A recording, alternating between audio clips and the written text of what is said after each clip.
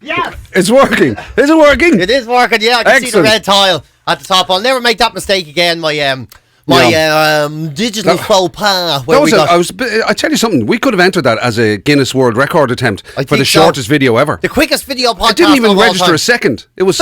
Yeah. It's literally like that. And it didn't even come up as a photograph. It came up as a video. Yeah. That was like a nanosecond long. A nanosecond video.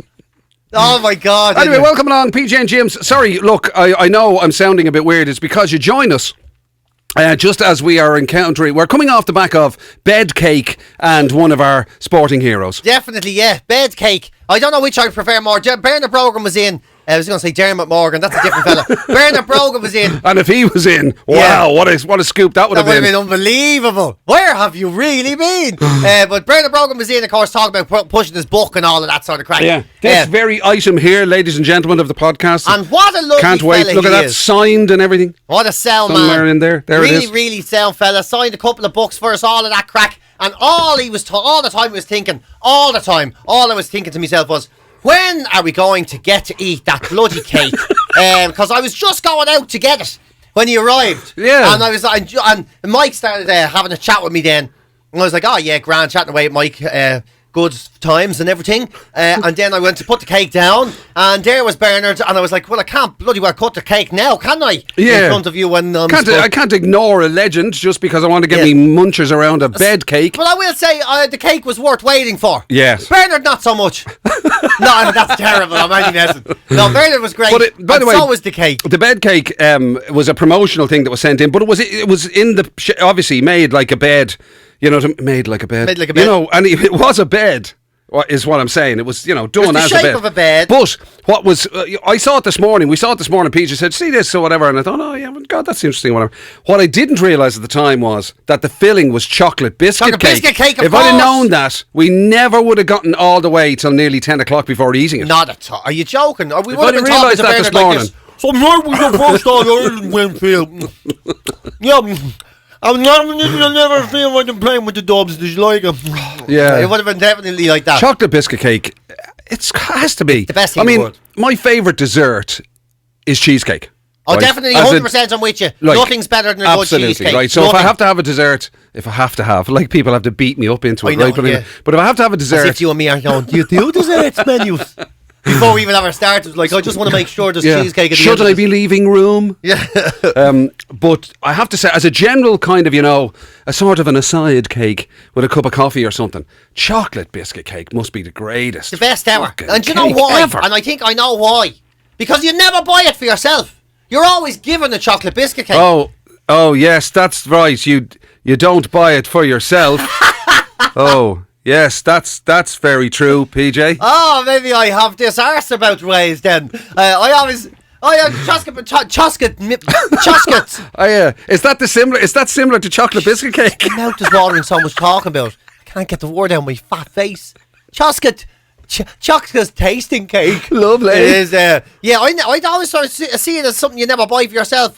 It's never really on dessert menus as such. True. There you go, all the ones you buy. Yeah. Whereas chocolate biscuit cake is normally given to you for an occasion, like a birthday or so glad to hear you're not ill or whatever other reasons you give people cakes for. Yeah. And now the thing about it is we should stress there are variations of chocolate biscuit cake, aren't there? Yeah, there's some are very disappointing. Yeah. Some of them are as ale dry. We got one here before and it looked marvellous. And I don't want to knock the people. Now, we've had a few sent in over the years. And we got one and it looked marvellous. I was all excited over it. What a pair of ungrateful souls. I know. It's a terrible thing to say.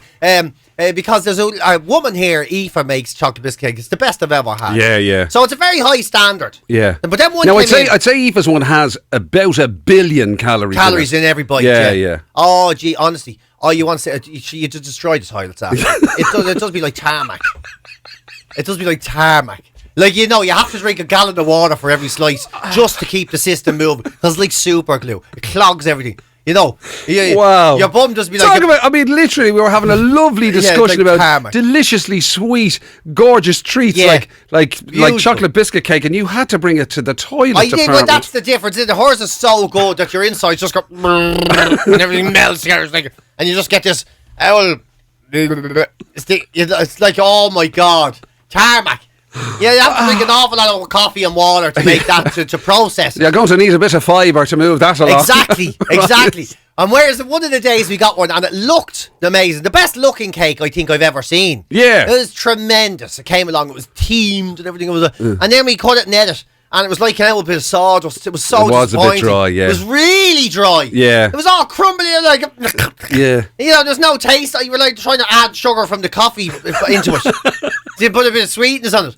It was really dry. It was so disappointing. It was the opposite of... that was actually more like fibre. The motions were going through the oceans for ages after that one. The bum was like, had a cough after that one. Ah! Ah! Yeah. But the thing about it is... Do you ever get that when your bum has a cough? Do you ever like eat too much fibre and your bum gets a cough? Do you ever get that? I may be partially familiar with that. I think somebody may have told me about it once in the past. Yeah, there you go. You think you need a fart. You're loads of weird. You think you need a fart, and it comes out so loud it's like your bum coughs. Jeez. Someone asking you, "Are you all right?" You say, "Yes, it's just me bum." Was that you? What? People say, "Oh my God, you got the coronavirus, have you?" No, that's not me coughing. That's me bum. Had a lot of fun. I had 6 bowls of bran flakes. I mean, my body doesn't know what's happening. It's weird that like chocolate biscuit cake is. We're talking about it like it's the most special thing in the world, right? But the gas thing about it is, how many chocolate biscuits are there in the world? It's just like there's every variation of chocolate biscuit. You could have chocolate biscuits willy-nilly forever. True. I know. But for some reason, somebody came up with the idea of this is the why one. Why don't we do this? Right, get those chocolate biscuits together and put them in a cake. Yeah. What'll be in the cake? Well, there'll be chocolate and there'll be biscuits. And what else? I think it'll be amazing. What else do you want? No, exactly. Well, make it the shape of something. What shape is your favourite taste? I love the taste of bed shape. That's my favourite taste.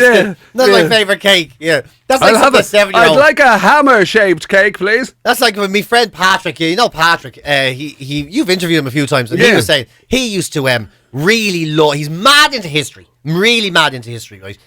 Study history in minute and all that. This is the lad who told his kid a Hitler story as a bedtime. I was going to tell you that now. So he used to have to read to his young fella, right? So he used to read to his young fella at night. So he wanted to read his own books, though. You can only so many. Oh, and then Bill and Fred went up to bed, whatever. Yeah. So he's there. So he'll read his own books. He taught World War II and all. And he'll just, as he's reading them, he'll paraphrase them for the young lads to make them. So he loves World War II. So he'll be reading the book on now. Oh, and Hitler went into Poland. Yes, he did. Oh, dirty fella, very bad man.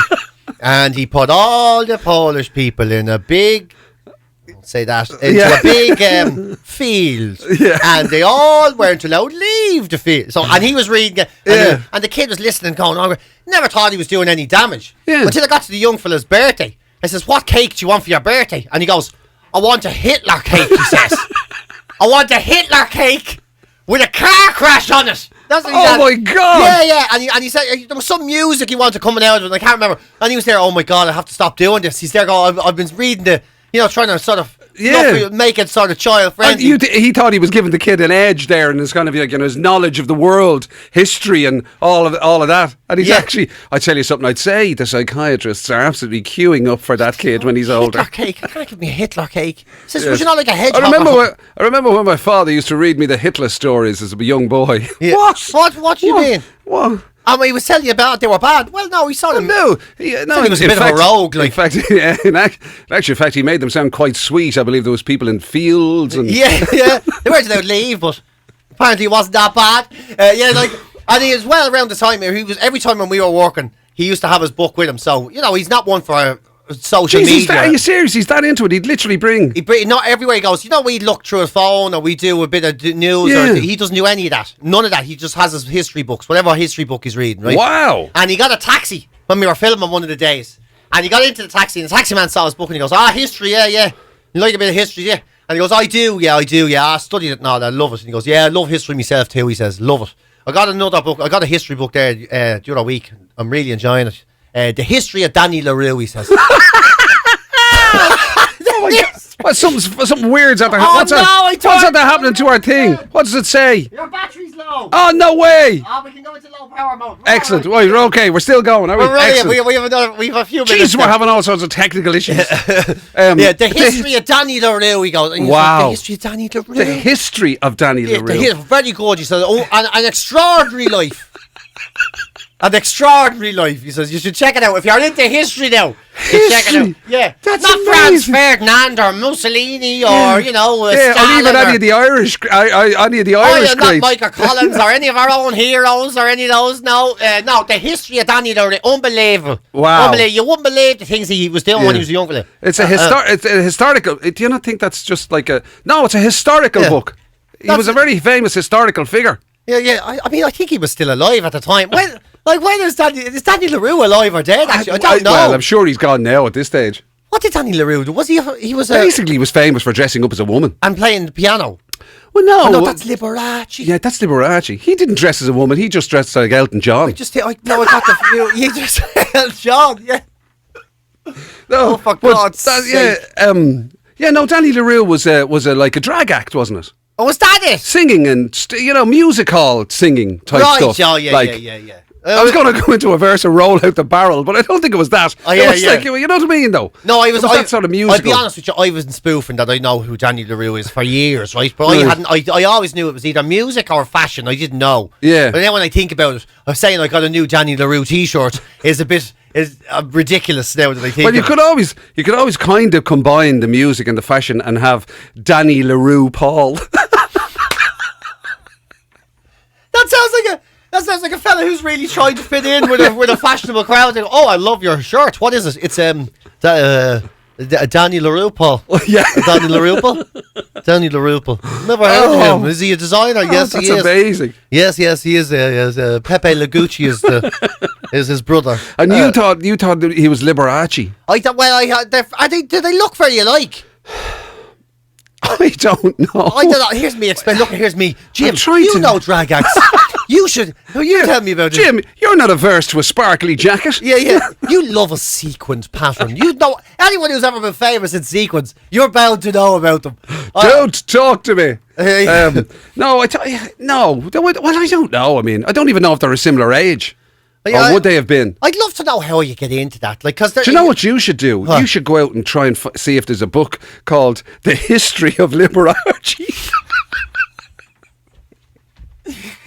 It's probably on the same shelf that The History of Danny LaRue is on. It's actually written by the same fella. In fact, if that taxi driver is listening to this podcast at the moment, you might just tell us, where would we get a history of Liberace? Where do you get the history of Liberace? That's what all autobiographies should be called, that. The history of. Yeah. Well, there should be Then you see now. You see, Bernard Brogan, that's where you made a mistake. You shouldn't have called it my autobiography. You should have called it The History of Bernard Brogan. And being on the front wearing a sequins jacket and holding a Dublin jersey on your lap or something like that.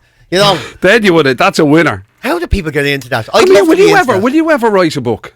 Yeah, I know you've written loads of things. You've written sitcoms, you've written movies, you've written plays, you've written whatever. But would you ever write, will there ever be PJ Gallagher, My Story? I don't know if anyone would. Because if you don't, I'm going to. Why? I'm going to do. My book is going to be called PJ Gallagher, My Part in His Downfall. Yeah, well, my downfall happened long before I met you. Thank you very much. But would you ever be tempted? Would you ever write? I don't know. Would anyone be interested in it? I don't know if anyone would be. Do you know what you should do? Do you know the book I would read? In fact, I want you to write it, even if you only write it for me as a present for Christmas. Is the autobiography of Jake. Of Jake Stevens. Jake Stevens' autobiography would be the best autobiography that was ever written. Oh my God! I would. That's actually not a bad idea. And all you'd have to do is learn how to spell. How do you spell it? For years, I've had that problem.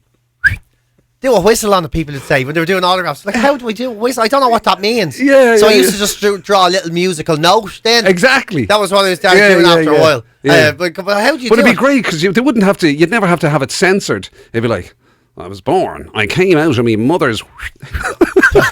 On the 3rd Friday, my birthday is still a mystery. On my birth cert, it says born 14th of December, 19... Yeah, mind your own business. That would be amazing. It's gas, you know, I can actually do the photo shoot for that book as well, because I was cleaning out the gaff for doing the skip and all. You know, Yeah. and I found the original Jake Stevens suit in the house. Oh my God. And I couldn't bring myself to throw it out, so it's still there. I still actually have I haven't seen that since you wore it once at a party in Galway. Oh, I haven't seen it since. I don't think it's been on since. Yeah. That would have been the last time. How it must hang My off God. you now, does it? I think it always did, to be honest with you. Yeah. But yeah, like the waist, like it has a triangle extension on the bum to make it fit whoever it was made Does for. it still originally. have the rip? Yeah. Underneath the cax. Oh, it does. Yeah. it? It's a big Where- triangle thing. Like that. Does it have the rip where Lou Ferrigno? You know, that was fixed. Yeah. Did you get that sewed? Yeah, Where he yeah. said he could see your underpants. Yeah. Like the Hulk could see your I know. underpants. The indignity of it. The indignity of it. Imagine that. Yeah, the Hulk knows what my crotch looks like. I wouldn't mind, only that was like that was the height of it. That was the crest of the wave, you know. They were the naughties when everyone was saying, Jake, you know what I mean? And how'd you make your money? I showed me Willie to the Hulk. What? Did he want you to do it? No. None of us wanted it to happen. that wasn't even in the On script. part of the show, I was doing something and my trousers burst and my underpants were in front of the Hulk. I'd tell you something. Yeah. I know you were saying that didn't fly, but if there's ever a clip, if I ever need to laugh, right? I mean, proper belly laugh. Of the you on the roller skates, or Jake rather on the roller skates, it's one of the funniest things I've ever seen in my whole life. It's just and the classic line just before you fall off. In fact, you go ahead first. It is sad. Talking about pulling the sandy monkey off yourself or something. Under 21s come out, we think. But back in the day or whatever, I can't even remember. Oh, it's still on YouTube. Honestly, do yourself Yeah. a favor, check it out. It's what was it? It was called Jake in America. Was Making it? Jake. Making Jake. Yeah. Making Jake, and I think there's only the two clips. There's with the Hulk, Lou Ferrigno, and there's the one with the pasta, the banana. I haven't seen that. Oh, one. have you not seen the banana? No, the other one I saw actually was what's his name from Chips? Oh, Estrada. Emilio Estevez. Eric Estrada. Eric Estrada. Yeah. It's the Eric Estrada one. Yeah. But the funniest bit about the you with the Hulk and fucking this roller skates. Oh yeah. Oh my The God. pastor one is pretty good as well. Now that I think of it, the thing is, it was a flop for the time. Yeah. You know, they were thinking, "Oh my God, we only had 300,000 viewers." If you had that now, they'd be throwing money at you. Oh my God. Throwing money at you. That'd be epic. I know That'd be now huge. it's considered a huge success. But there you go, Jim. Before me time, I was flopping before anyone was doing it. They put that in the book. Yeah. I flopped before. I told you. Yeah, PJ Gallagher, my part in his downfall. Yeah. That's my book. Actually, maybe that's what I'm going to call it. I have it, yeah. Peter Gall, the autobiography. My floppy. That's what I'm going to call it. My floppy in America. Thank you very much. It's a winner.